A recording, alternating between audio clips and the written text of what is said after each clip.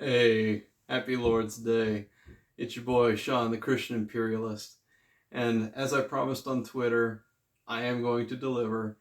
So, what are we getting into today? Well, a lot of people, Reformed cryptozoologists, believe that the book of Jude says that angels are having sex with women and creating half-breeds. That's not what it says. Time to debunk it. It's more or less the linchpin of the argument of, oh, super Nephilim and transhumanism and all this other stuff that's coming up. But that's not what Jude says, and we're going to actually put the verse in context. They tend to focus on verses 6 and 7, but the book of Jude is actually arguing something bigger, and it's using these as an example. So anyways, let's read. So the ground rules today are that we're using the NASB because we're real theologians. Sorry, King James onlyists. But we're using the NASB because it's the best translation word for word. It's a little wooden at some places, but it's serviceable and you can understand it. So we're going to do that. We're going to start in verse 4 because the first 3 verses are more of an introduction to the epistle. And let's get into it. You can follow along on the whiteboard. So let's do it. Verse 4. For certain persons have crept in unnoticed, those who were long beforehand marked out for this condemnation, ungodly persons who turn the grace of our God into licentiousness and deny our only Master and Lord Jesus Christ. Verse 5. Now I desire to remind you, though you all know things once for all, that the Lord, after saving a people out of the land of Egypt, subsequently destroyed those who did not believe. Verse 6. And angels who did not keep their own domain, but abandoned their proper abode, he has kept in eternal bonds under darkness for the judgment of the great day. Verse 7. Just as Sodom and Gomorrah and the cities around them, since they, in the same way as these, indulged in gross immorality and went after strange flesh, are exhibited as an example in undergoing the punishment of eternal fire. Verse 8. Yet, in the same manner, these men also by dreaming defile the flesh, reject authority, and revile angelic majesties. Okay, so let's get into it. There are 4 people or groups of people that are identified in this passage. So we're going to start from the top. We have these certain people who have crept into the church unnoticed. So where are we going? They are, we'll just start here, persons. So I'll circle the people, and then I'm going to square their sins. Okay. Licentiousness, deny God and the faith. Okay. And we'll keep this later because it comes a little bit further down. Okay, so this is the first people that have been identified. And this is who the entire epistle is talking about. These people who are in the church, who do licentiousness, which is lust and following the flesh, and they deny Christ. Some say this is all about false teachers. That's what Jude is writing about. So, the next group of people that we see. Lord saved people out of the land of Egypt, subsequently destroyed those, circle the people, who did not believe. Not believe. Believe. Sorry. That should be a square. So, this is the second group of people. Okay. And then the next group of people, we have angels. Circle them. And now we're going to square. What did they do? They did not keep their own domain, but abandoned for the proper abode. He keeps them in eternal bonds under darkness for the judgment of the great day. And then the fourth group of people, we'll go with green, because that's a fun color. The cities of Sodom and Gomorrah and the surrounding cities. Okay. And what did they do? Since in the same way they indulged in gross immorality and went after strange flesh. So okay. So we got 4 groups of people. Now, what's really interesting is this clause here, are exhibited as an example. So you have Jude saying, I'm using all of these guys as an example to talk about these persons who've crept into the church. You want to know how I know that? Because they're undergoing the exact same punishment, or they will get the exact same punishment. In the same manner, verse 8, these men, these persons, these people from verse 4, by dreaming, that's by making things up in their heads and wanting things that are desirous, they're committing licentiousness. They defile the flesh, just like the people of Sodom and Gomorrah. They defile the flesh, just like Sodom and Gomorrah. They reject their authority. They reject authority and step out, just like the angels. And then finally, they revile angelic majesties.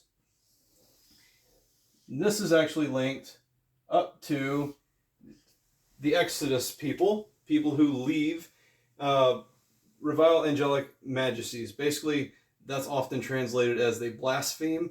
One way of looking at this, you see lust, you see insubordination. The angels were insubordinate, stepping out of their rightful hierarchy. And then you have irreverence. They did not hold what is holy. So just as the Israelites leaving Egypt, they would not embrace the holiness of God. They were always backbiting. They were always saying, "Oh, why'd you leave me out of here just to die in the wilderness?" And so Jude is using these three examples to argue against these persons who have crept in unnoticed, these false teachers. Now, the issue is you have all these guys that are saying, "Oh, let's just look at verse 6 and 7. Okay. You have these angels who abandon their post. And then in verse 7, it says, just as Sodom and Gomorrah and the cities around them, since they, in the same way as these, indulged in gross immorality. Well, the gross immorality, you actually have to take a leap and say they're having the exact same sins, the angels and the cities of Sodom and Gomorrah. No, it's saying that they're being wicked. And then this actually ties Sodom and Gomorrah to going after strange flesh, which we know in Genesis. But he's saying that all of these guys are in bad sin. And then in verse 8, he explains it. He puts it out in clear, unambiguous language. All three examples here are doing the exact same thing that these people who have crept into the church have done. He's not arguing that the people of Sodom and Gomorrah and the angels who abandon their post are having sex and doing the same thing. That's not the argument here. He's saying they're all doing wickedness, and he actually calls them out as separate things. You have three sets of examples, three sets of exposition of their sin, and then three summaries explaining each one. They're all distinct. But tying them all together makes a fun story saying, hey, they're making half-breeds. It's just not there, guys. It's just not there. Don't believe it. Further, a lot of people say, well, the book of Jude, he does reference Enoch, who does talk about things like that.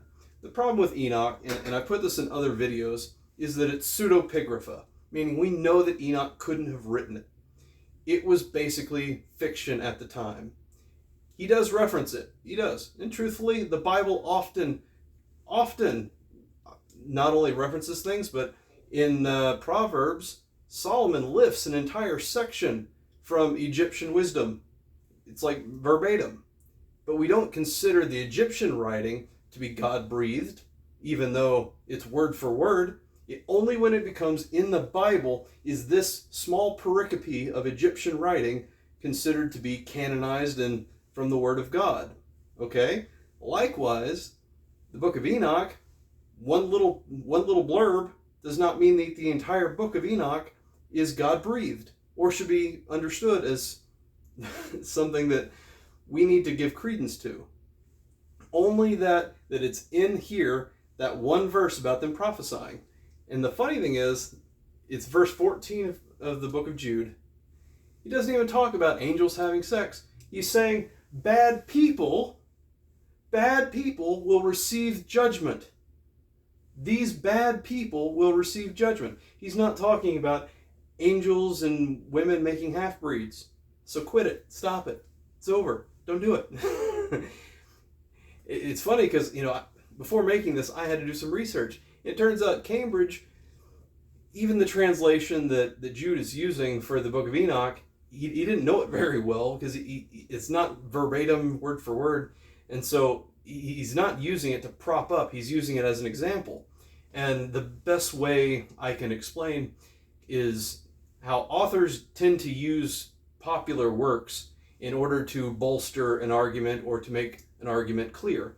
For example, if John in John 2 says, you need to flee from sexual immorality, like Gandalf dealing with the Balrog, flee, you fools, get out. He's kind of quoting Tolkien, but it doesn't mean the Fellowship of the Rings is, true. It doesn't mean that it's an actual book of truth. It just means that he's quoting it, and he's using that example of the Balrog coming after them, an evil entity that's something you need to get away from because it's going to kill you. It's going to kill the party. It's going to kill the fellowship. Don't do it. So just because Jude uses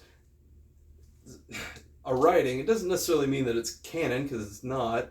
And anyone who's arguing that the Book of Enoch is reputable, they really have to understand why it was kept out of the canon, because I don't think that they do.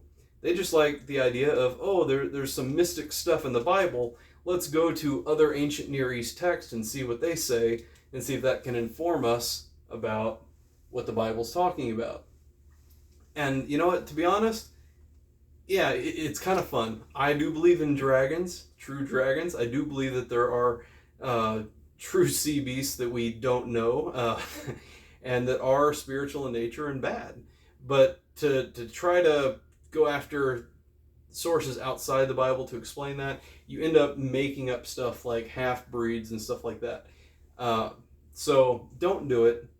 It's not good hermeneutics. It's not wise. And when you strip things out of context, you don't see the argument that Jude's making. You don't see these as separate examples. You see them all as linked as one can be.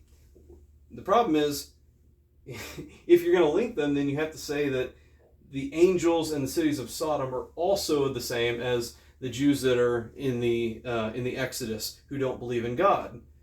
It kind of gets convoluted, but instead you see that Jude is making them as distinct people, distinct examples with distinct sins, and he's tying them all to the false teachers who have crept into the church.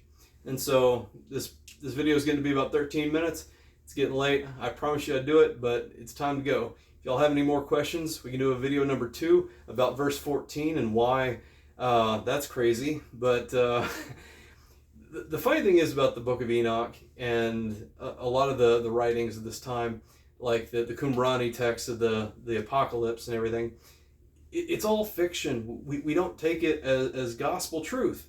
And that's why we only have 66 books in the Bible instead of 98, is because we recognize that that's fiction. It's not inspired. And especially the Book of Enoch, we know that he couldn't have read it, or he couldn't have written it.